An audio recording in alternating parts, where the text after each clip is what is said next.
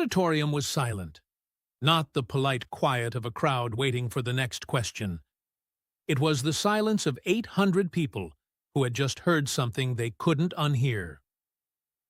Ben Shapiro stood at the lectern.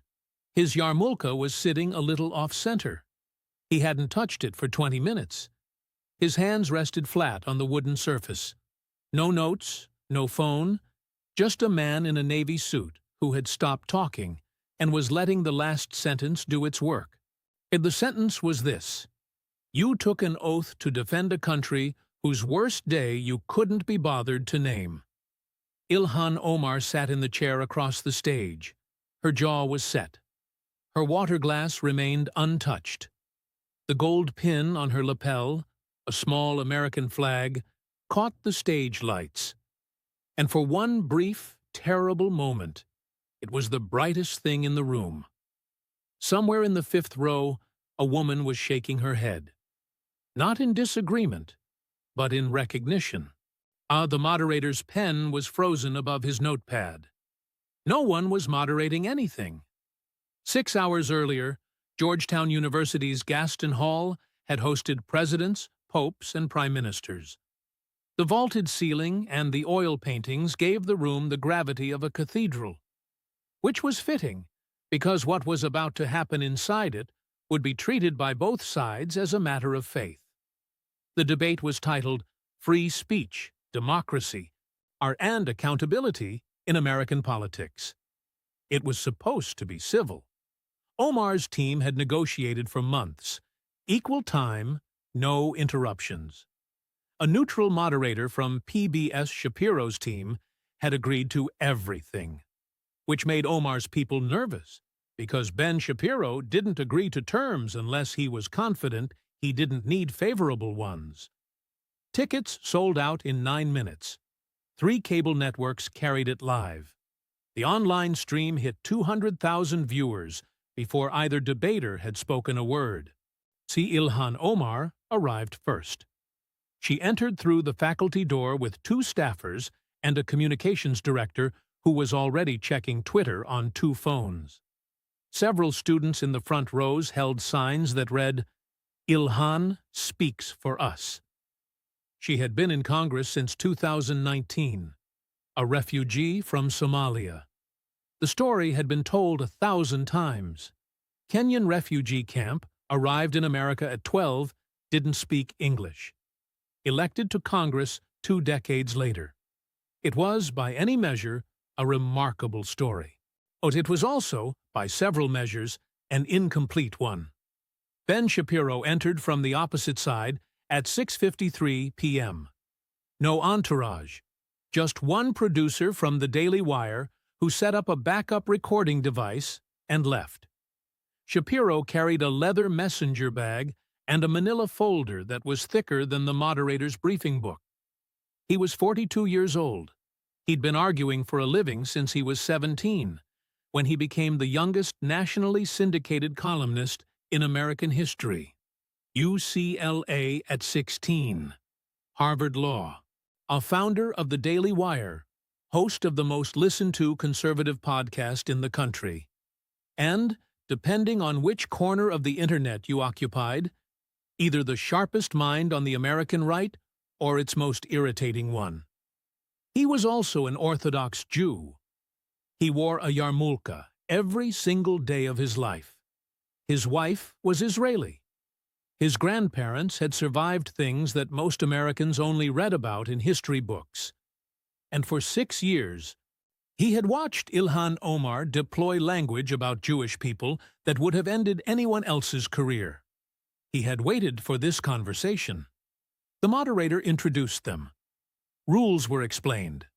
Opening statements, topic, rounds, direct exchange, closing remarks, a buzzer for time. Shapiro leaned into his microphone during the sound check. "Is this on? Great, let's go." The moderator opened with a question about political polarization. Both gave their prepared answers. Omar spoke about inclusive democracy. Shapiro about constitutional originalism. It was the rhetorical equivalent of stretching before a fight. Then the moderator turned to Shapiro. Mr. Shapiro, you've been critical of Congresswoman Omar's statements about Israel and the Jewish community. Can you explain your concerns? Shapiro adjusted his glasses. Sure. How much time do I have? 2 minutes. I'll need about 90 seconds. He flipped open a tab in his folder. January 27th is International Holocaust Remembrance Day. In 2019, 12 days after that date, a sitting member of the United States Congress tweeted that American support for Israel was, quote, all about the Benjamins, baby. He looked at Omar. For anyone watching who doesn't know, Benjamins means $100 bills. And the Congresswoman was saying that the reason American politicians support the only Jewish state on earth is because Jews are paying them. When pressed on who specifically was doing this paying, she answered with one word: AIPAC. Now, there is a word for the claim that Jewish political influence is secretly driven by Jewish money. That word is not foreign policy critique. That word is anti-Semitism. It has been anti-Semitism for about 800 years. It was anti-Semitism when they said it in medieval Europe. It was anti-Semitism when Henry Ford printed it in the Dearborn Independent. It was anti-Semitism when it appeared in the Protocols of the Elders of Zion. And it was anti-Semitism on February 10th, 2019, and when Congresswoman Omar tweeted it to 3 million followers. Omar sat up straighter. Mr. Shapiro, I have apologized for that tweet. You did, 11 hours later, after the Speaker of your own party told you to. After the entire Democratic leadership released a joint statement calling your words anti-Semitic. You apologized the way someone apologizes for stepping on a foot, not because you understood the injury, but because someone told you to say sorry. That is not fair. Let me finish. Because the apology isn't really the point. The point is the pattern. 2012, before you were in Congress, you tweeted, quote, Israel has hypnotized the world. May Allah awaken the people and help them see the evil doings of Israel. Hypnotize the world. That's not a policy critique. That's the kind of language that got Jews burned out of their villages in Europe for 800 years. The idea that the Jewish people cast spells on the world. 2019, you told a town hall audience, quote, I want to talk about the political influence in this country that says it is okay to push for allegiance to a foreign country. Allegiance, dual loyalty. The accusation that Jews are more loyal to Israel than to America. An accusation that has gotten Jewish people killed for centuries. 2021. You compared the United States and Israel, two democracies, to Hamas and the Taliban, to two terrorist organizations. You said all four had committed unthinkable atrocities. The United States of America, the country you swore an oath to represent, grouped with the Taliban. 2023, your colleagues voted to remove you from the House Foreign Affairs Committee. Not just Republicans, Democrats joined them, because by that point, the pattern wasn't one tweet. It was a timeline. He sat back, and then something shifted. The speed dropped. The sarcasm evaporated. See, the audience noticed because with Shapiro, silence was louder than words. Though I am an Orthodox Jew, I wear this yarmulke every day. My wife is Israeli. My children are Jewish. I have received more anti-Semitic death threats than I can count. The Anti-Defamation League documented that I was the #1 target of anti-Semitic harassment on social media in 2016. So, when you say the Benjamins, I don't hear a policy disagreement. I hear something my grandparents heard in a language they hoped their grandchildren would never have to translate. Nobody spoke. See, not the moderator, not the audience, not the students with their signs. Omar straightened in her chair. She had the talking points ready. She always had the talking points ready. 6 years of defending the same statements had given her the kind of fluency that comes from repetition, not reflection. Mr. Shapiro, I find it deeply offensive that you would use your personal identity to silence legitimate criticism of a foreign government's policies. I have consistently said, and I will say it again tonight, that criticizing the state of Israel is not the same as criticizing the Jewish people. I have Jewish colleagues. I have Jewish constituents. I have fought for the civil rights of every community in this country, including the Jewish community. Her chin lifted. And I will not be lectured on tolerance by a man who has built an entire media empire on division. A few students in the front rows nodded. It was the answer she'd given 100 times. It sounded exactly like it had been given 100 times. Shapiro nodded slowly. Congresswoman, I appreciate that. And I agree criticizing Israel is not inherently anti-Semitic. I've criticized Israel myself on my own show plenty of times. But here's the distinction you keep missing. When you criticize Israel's settlement policy, no, that's politics. When you say Jews are buying Congress with Benjamins, that's the oldest hatred on earth wearing a blue check mark. You say you have Jewish friends and colleagues. I believe you. But your Jewish friends didn't vote to remove you from the Foreign Affairs Committee. Your colleagues did, Democrats and Republicans. Because the pattern wasn't one tweet, Congresswoman. It was a decade. 2012. Hypnotized. Divi Tukstoshi Devinpad Smith. Benjamins. Divi Tukstoshi Devinpad Smith. Allegiance. Divi Tukstoshi Divdesmit Viens. Hamas equals America. On 2023. Removed. That's not criticism. That's a rap sheet. Omar opened her mouth. Then she closed it. She looked at her communications director. Then she looked at the moderator.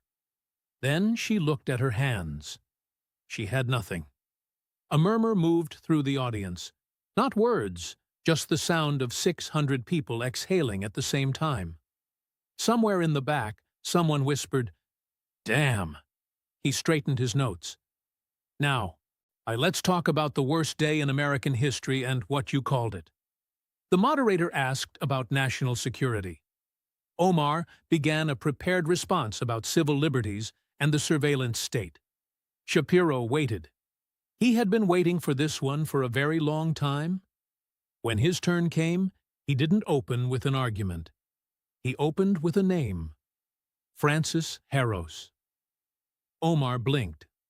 Frances Harros was 76 years old. She worked on the 97th floor of the North Tower of the World Trade Center.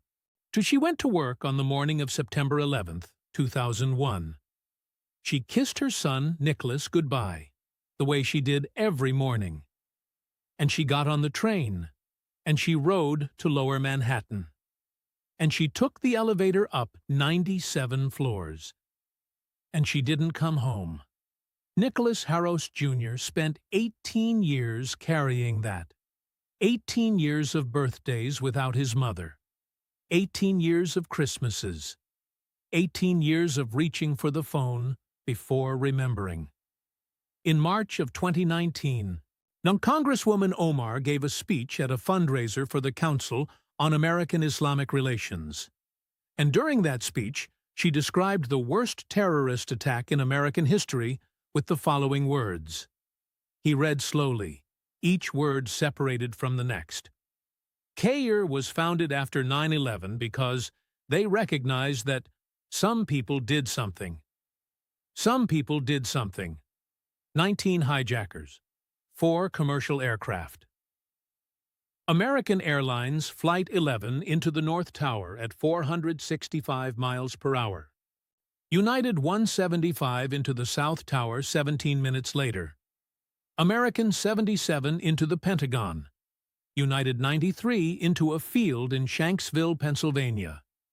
Because the passengers, ordinary people, not politicians, decided they would rather crash their own plane than let it become a weapon. 2,977 Americans dead. 343 firefighters who ran into those buildings while everyone else was running out. The towers fell, the Pentagon burned, and the sky over Shanksville was black with smoke from a hole in the ground where 40 people made the last brave decision of their lives. And the woman who swore to defend this country, who raised her right hand and took an oath, described all of that as, "Some people did something." A woman in the fourth row pressed her hand to her mouth. The man next to her, a gray-haired man with an American flag pin on his lapel, the kind of man who still stands for the anthem, was gripping the armrest of his chair. Nicholas Harros went to the 9/11 memorial that September. He wore a T-shirt with your words printed on it. He looked into the camera and he said, "Today I am here to respond to you. Exactly who did what to whom." Omar cut in before the moderator could. She had the defense ready. She'd given it 1,000 times in 1,000 interviews, and it always worked on CNN. It always moved the conversation to safer ground. You are taking my words out of context. And I think you know that I was speaking about the discrimination that Muslim Americans faced after 9/11. Discrimination that was real, that destroyed lives, that led to hate crimes and surveillance and profiling of innocent people. I am not disputing that. Shapiro's voice was level. Not angry, not sarcastic. Level, which was worse. Muslim Americans faced discrimination after 9/11.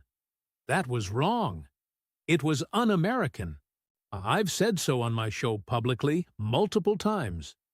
But here's what I am disputing. Congresswoman, you can talk about anti-Muslim discrimination without minimizing the attack that triggered it. You can advocate for civil liberties without reducing the murder of nearly 3,000 people to a footnote in a fundraising speech. Some people, those people had names: Muhammad Atta, Marwan al-Sheikhi, Ihani Hanjour. They trained for years. They boarded those planes with box cutters and a one-way ticket and a plan to kill as many Americans as humanly possible. Calling them some people isn't context, it's erasure. If you're listening right now, if you're watching this, and you remember where you were that morning, if you remember the smoke, the falling, but the sound of the second plane hitting the South Tower live on television, then you know those words are not a policy position. They are a failure of character. And by the way, there's a factual problem with your statement too. You said Caire was founded after 9/11. Caire was founded in 1994, 7 years before 9/11. You didn't just minimize the attack. You got the basic history wrong in a fundraising speech for the organization you were supposedly describing. Omar started to respond. Shapiro didn't let her. And you never corrected it. Somebody in the press section laughed. Not cruelly, but in disbelief. The kind of laugh that escapes when you hear something so careless, it sounds made up. Omar's jaw tightened. She didn't try to respond again. So 343 firefighters ran into those buildings. They didn't call it something. They called it the last thing they ever saw. He glanced at the moderator. Next topic. Money. Shapiro's voice changed. The grief was gone. In its place was something colder. The precision of a man who had spent 3 years at Harvard Law, learning how to build a case that a jury couldn't ignore. Let's talk about something less emotional and more mathematical. He said, "Because I learned a long time ago that feelings are complicated, but receipts are simple. Follow the money." That's what they teach you in law school. Follow the money. In 2018, Congresswoman Omar hired a Washington-based political consulting firm called the E Street Group, run by a man named Tim Minette. The firm provided campaign services, fundraising, consulting, digital communications, travel, logistics, standard stuff. Between 2018 and 2020, Omar's campaign paid the E Street Group approximately $3 million. $3 million. For context, most congressional consulting contracts run in the low hundreds of thousands. $3 million. Now, political campaigns hire consultants all the time. That's not unusual. What is unusual is what happened next. In August of 2019, Tim Minette's wife, Beth Minette, filed for divorce. And in her court filing, she alleged that her husband had informed her he was, quote, romantically involved with Representative Omar. Beth Minette's complaint stated that his recent travel and long work hours now appear to be more related to his affair with Representative Omar than with his actual work commitments. Let me translate that. The man's wife is saying the trips my husband was taking, the trips that your donors were paying for, weren't campaign travel. They were dates. Omar denied the affair. Then she divorced her husband. Then she married Tim Minette. In 2020, he held up a finger. A complaint was filed with the Federal Election Commission. The allegation: campaign funds were used to pay for personal travel, which under federal law is illegal. You cannot use donor money to fund your romantic life. There's a word for that. It starts with an E, and it ends with a prison sentence. Omar spoke with the practiced calm of someone reading from a script she'd memorized years ago. The words came out in the right order, and they just didn't sound like they were coming from a person. The FEC reviewed that complaint and found no reason to believe that my campaign violated any law. This has been adjudicated, and I find it deeply troubling that my personal life and my family are being dragged into a public forum to score political points. It was the kind of answer that works in a 30-second cable news segment where the host moves on. It did not work in a room where the man across the stage had a folder full of receipts and nowhere to be. Shapiro nodded. I understand that's your position, and I want to be precise about the FEC because precision matters. The original complaint was filed in 2019. At that time, the FEC had 3 vacancies. It lacked a quorum. It literally could not act. Not because you were innocent, but because the building was empty. When the FEC finally reviewed it years later, they dismissed it, but ordered your campaign to amend its filings. Amend its filings? Congresswoman, if everything was legitimate, what needed amending? And here's the number that should concern every donor who ever gave you $25. The E Street Group, Tim Minette's firm, earned approximately $4.5 million from federal campaigns. 66% of that, 2 out of every $3, came from your campaign. His future wife was his biggest client, by a factor of 2. That's not consulting. That's a family business. A few people in the audience laughed. Not the students, the adults. Omar didn't look at him. She looked at the moderator. This has been litigated repeatedly by people with actual authority. Next topic. It was the first time all night she'd asked the moderator for help. Shapiro noticed. So did everyone else. I'm not using innuendo. I'm using your FEC filings, public documents, Anyone can read them. I'm not saying you committed a crime. I'm saying you paid your boyfriend $3 million of donor money. His wife said the travel was for the affair. You divorced your husband, married the consultant, and then his firm's filings had to be amended. And the regular people who gave $25, $50, $100 because they believed in you. They didn't know any of it until Beth Minett's divorce filing made the papers. Omar stared straight ahead. No rebuttal, no clarification, no Mr. Shapiro. Just a woman sitting very still in a chair, waiting for the subject to change. But we're not done with the money. Not even close. Shapiro placed both hands flat on the lectern. No notes, no sarcasm. By everything I've talked about so far tonight, the anti-Semitism, the 9/11 comments, the campaign money, all of that is about words and ethics and political judgment. This next part is about children. In 2020, the United States Congress, responding to the COVID-19 pandemic, expanded federal nutrition programs to make sure that kids who couldn't go to school could still eat. The idea was simple. Children need food. Schools are closed. Fund the organizations that can feed them. Congresswoman Omar introduced the Meals Act, which expanded exactly these kinds of programs. And I want to say clearly, the intent behind that legislation was good. Feeding children during a pandemic is not controversial. It shouldn't be.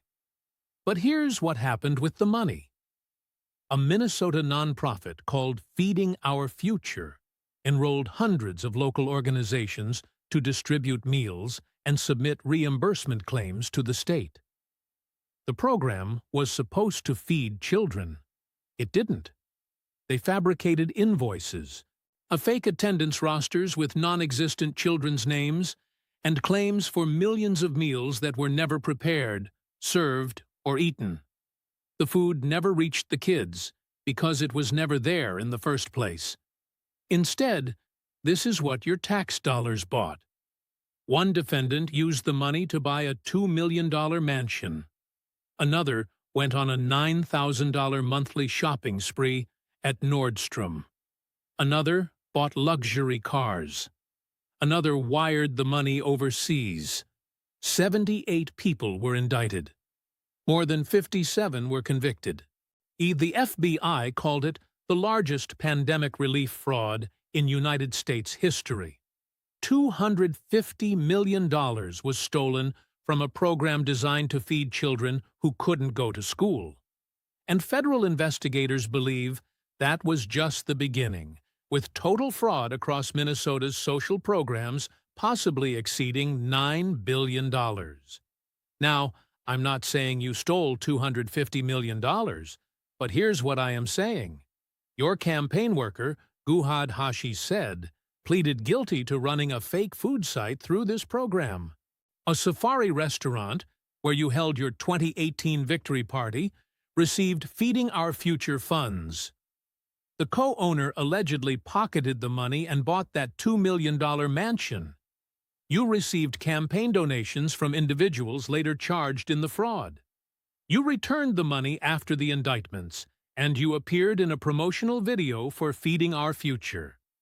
Your campaign staff, your victory party restaurant, your donors, your promotional video, all entangled in the fraud. And your response, when asked how $250 million disappeared from children in your own district, was, and I'm quoting, "A lot of the co-programs were set up so quickly that guardrails did not get created." His finger hit the lectern. You were supposed to be the guardrail. Omar sat forward in her chair. She had the answer ready, the one she'd given on Face the Nation, on CNN, in every interview for the past year. The one about scapegoating, the one about PPP fraud in other states, and the one about 76,000 Somali Americans being punished for the crimes of a few. She started to give it. This administration is using a fraud case to target an entire community. COVID fraud happened in every state. Congresswoman Shapiro held up a hand. I didn't ask about every state. I asked about your campaign worker. I asked about your restaurant. I asked about your promotional video. Omar stopped. 82 of the 87 defendants are from the district you represent. That is not my statistic. And that is a federal indictment written by prosecutors under the Biden administration, not Trump's. You can talk about PPP fraud in Florida. You can talk about unemployment fraud in California. But we're not in Florida or California tonight. We're talking about $250 million stolen from children in your district while your campaign staff ran fake food sites. So I'll ask you directly, Congresswoman. Did you know that Guhad Hashi, a man who ran voter turnout for your campaign, was operating a fraudulent food distribution site? Yes or no? The auditorium was dead silent. Omar's mouth opened, then closed. She looked at her communications director. The communications director was looking at the floor. I have called for investigations from day one. That's not what I asked. I asked, did you know? I am not going to dignify.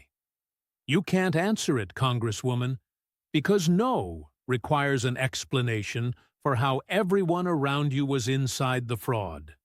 And you somehow didn't notice, and yes is a federal crime. The silence that followed wasn't the kind that comes from a dramatic pause. It was the kind that comes from someone asked a question in front of 800 people and 200,000 live stream viewers who has no answer. That doesn't make things worse. Omar's communications director picked up both phones and started typing. COVID fraud happened in every state. That's true, but not every state had a congresswoman who introduced the legislation that expanded the program, employed a campaign worker who ran a fake food site inside it, celebrated her own election at a restaurant that laundered the funds, and then went on national television to say, not enough guardrails. You are not the scapegoat, Congresswoman. You are the representative, your district, your constituents, your legislation, your campaign staff, your responsibility. And here's what makes it worse. So when a viral video exposed potential daycare fraud in your district last year, your response was not, let me help investigate. Your response was that the Trump administration was creating confusion and chaos. The White House spokesperson responded, and I'll quote her, "It's not surprising that the Congresswoman is more concerned about Somali fraudsters being held accountable than she is about the fraud. I don't often agree with this White House, but she wasn't wrong. Meanwhile, while children in your district weren't being fed, let's talk about your family's finances. Your husband, Tim Maine, co-founded a venture capital firm called Rose Lake Capital in 2022. He also co-founded a California winery called EST Crew. In 2023, your congressional financial disclosure listed those two companies at a combined value of approximately $51,000. 1 year later, in 2024, and the same companies were listed at a combined value of up to $30 million, a jump from $51,000 to $30 million in just 12 months. Congressman Omar, the chairman of the House Oversight Committee, wrote your husband a letter last month requesting financial documents. He noted, quote, "Keith, there are serious public concerns about how your businesses increased so dramatically in value. Your response, your office called it a smear campaign, and you refused to disclose the value of your husband's individual stake in either company. Every other member of Congress with a spouse in private equity manages to disclose that number. You didn't. $250 million stolen from children in your district. Your former campaign worker ran a fake food site. On your victory party restaurant laundered the funds. Your husband's companies went from $51,000 to $30 million in 12 months. And the American people are supposed to just what? Not ask. He straightened his glasses and said nothing. Let the numbers sit where he'd put them.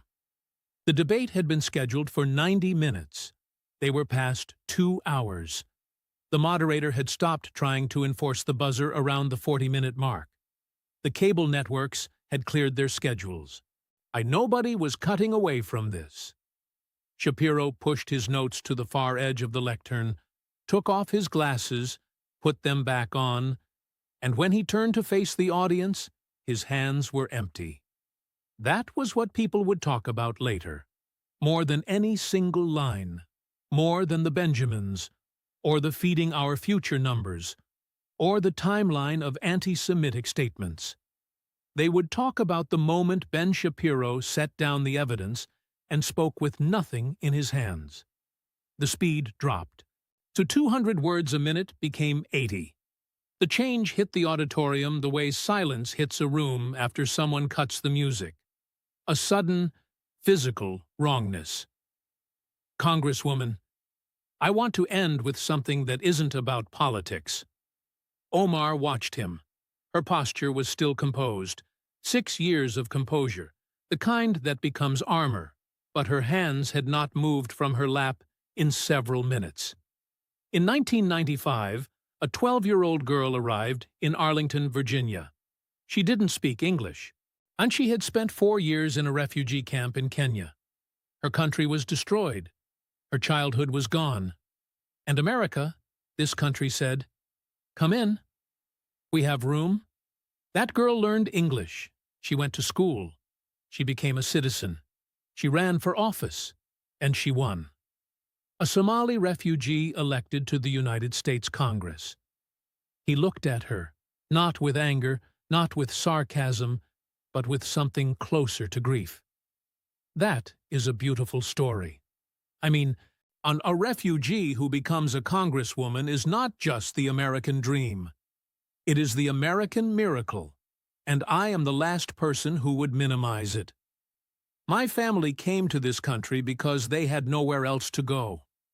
My grandparents knew what it means to need a country that will take you in when nobody else will. So I understand, perhaps better than most people in this room, what this country gave you, because it gave my family the same thing. He straightened. But that miracle comes with a price. And the price is the oath. On January 3rd, 2019, you raised your right hand. You placed it on a Quran, which you had every right to do because this country protects that right, as it should.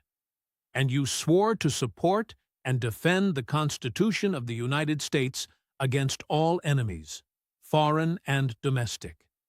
You swore to bear true faith and allegiance to the same.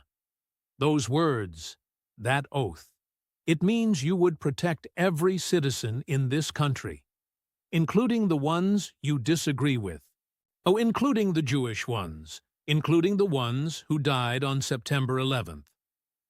Almost a whisper now. 800 people leaned forward. You swore that oath, and then you said Jews were buying Congress with Benjamins. You swore that oath, and then you said Israel had hypnotized the world. You swore that oath, and then you called 9/11 "some people did something." You swore that oath, and then you compared the country you swore to defend to the Taliban. And you swore that oath, and then $3 million of donor money went to your boyfriend's consulting firm. You swore that oath, and then $250 million disappeared from a children's nutrition program in your district while your campaign staff ran fake food sites. You swore that oath, and then your husband's net worth went from $51,000 to $30 million. And you refused to show the American people where the money came from. Silence. The kind that has weight. The 2,977 people didn't get to take an oath that morning. They didn't get to raise their right hand. They didn't get to swear allegiance to anything. They just went to work. Frances Harros got on the train to Lower Manhattan. She rode the elevator to the 97th floor, and she sat down at her desk. She wasn't some people. She was somebody's mother. And her son, Nicholas, her son who wore your words on a T-shirt to Ground Zero. And he has spent every year since then making sure that the world remembers her name because he knew, he has always known, that the moment we let "some people did something" become an acceptable way to describe the murder of his mother, we have lost something we cannot get back. He looked directly at Omar. You were given something extraordinary, Congresswoman. You were given a second country, a second chance, a seat in the greatest legislature in the history of the world. Oh, an oath that millions of Americans would give anything to take. And you used it to spread the oldest hatred on earth, to minimize the worst day in American history, to funnel millions to the people closest to you, and to look the other way while $250 million was stolen from children. Silence. Some people did something. Yeah, they did. Someone in the back of the auditorium started clapping. Then, someone else. The moderator raised a hand to stop it. Debate rules. No applause. But it didn't matter. It wasn't the kind of applause you could moderate. It was the sound of something breaking open, a sharp crack of recognition that moved through the room like a wave. In the press section, a reporter set down her pen and just sat there. In the fifth row, the woman from the cold opened. The one who had been shaking her head was crying. Omar's communications director in the second row had both phones face down on her lap. She was not looking at either of them. She was looking at the exit. The moderator cleared his throat. We are over time. I want to thank both of our Mr. Moderator. Omar's voice cut through. It was higher than it had been all night, tighter. The composure was still there, but it was the composure of someone holding a door shut, while something pushes from the other side. Oh, I am an American. I took that oath and I meant it. And I will not let a man who has never served a single day in public office tell me what my oath means. It hung in the air. 6 months ago, in a friendlier room, it might have landed. Tonight, after 2 hours of unanswered questions and mounting evidence, it sounded like the last card in a hand that had already been called. Nobody clapped. The students with the Ilhan Speaks for Us signs were looking at their laps. While Shapiro leaned into the microphone one final time, Gee, you're right. I've never held public office. I've never taken the oath you took. But I've never needed to take it because I've never done anything that required it as a shield instead of a promise. I've spent my whole life living by the one my grandparents took when they came to this country. The one that says we will never again be silent when we hear the language that got our people killed. Your oath is on the congressional record. Mine is on my life. The clip was everywhere, within the hour. Some people did something. Yeah, they did. It was trending before the auditorium was empty. By midnight, 12 million views. By morning, 26 million. The New York Post ran it above the fold. Fox News played the full closing uncut, no commentary. CNN ran a panel titled Shapiro Omar, Who Won?, in which 5 of 6 panelists said Shapiro, and the 6th said it was complicated. Nicholas Harros Jr. posted a video from his living room at 11:40 p.m. He was wearing the same T-shirt. Some people did something that he had worn to Ground Zero. He looked into the camera and said 4 words. Someone finally said it. The video was viewed 9 million times. Omar's office released a statement at 1 a.m. Tonight's event was a partisan spectacle designed to dehumanize Muslim Americans and silence legitimate criticism of government policy. Congresswoman Omar remains committed to the people of Minnesota's 5th District. Nobody shared it. The ratio was 4,000 to 1. And the clip that went the most viral wasn't the oath speech or the "yeah, they did" closer. It was the moment from Chapter 5, the moment Shapiro asked, "Did you know?" And Omar's mouth opened and closed, and she looked at her communications director, and her communications director looked at the floor. 7 seconds of silence. The internet called it the fish. Within 48 hours, it was a GIF. T-shirts appeared online before sunrise. Yeah, they did. On the front, an American flag. On the back, Ben Shapiro landed in Miami at 11:15 p.m. His wife, Mariah, was reading a medical journal on the couch when he walked in. Their youngest was asleep. The house was quiet, the particular quiet of a home where the children are safe, and the doors are locked and nobody is yelling. How'd it go? He set the messenger bag on the counter, took off his jacket. Francis Harros's son called me. Nicholas. Yeah. He sat down. He said, "Thank you. That's all. Just thank you." Mariah didn't say anything for a moment. Are you okay? Yeah. He reached up and adjusted the yarmulke, the same one he'd worn all day. The same one he'd worn every day since he was 11 years old, when his family decided that being visibly Jewish was not something you did when it was convenient, but something you did because it was right. I kept thinking about Zaid, he said, his grandfather, about what he would have thought sitting in that room. Hearing a United States Congresswoman, someone who took an oath, use the same language that... He stopped. He would have been angry. Mariah set her journal down. Just angry? No, he thought about it. Proud. Maybe that someone pushed back, that someone said the thing out loud. He leaned back.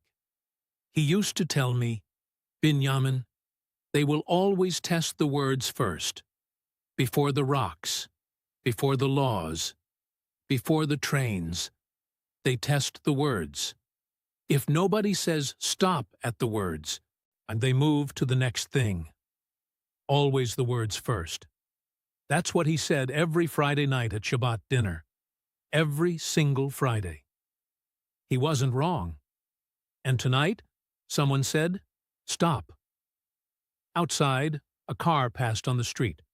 The sprinklers clicked on in the neighbor's yard. "The oath thing," Mariah said. That was the part. "Yeah, you meant it. Every word." She picked up her journal again. He picked up his phone. In his inbox, there were 412 new messages. He didn't open any of them. In Minneapolis, in a strip mall on Cedar Avenue in the heart of the district Ilhan Omar represents, a daycare center that was supposed to care for children had been shuttered for 18 months. The sign was still up. Bright colors, cartoon animals, a name in Somali and English. The windows were dark. The parking lot was empty except for a shopping cart that had drifted over from the grocery store next door. Someone had written something on the wall with black spray paint. The city hadn't cleaned it yet. Maybe they would. Maybe they wouldn't. The words were simple. Some people did something. In the morning light, they looked like they'd been there forever.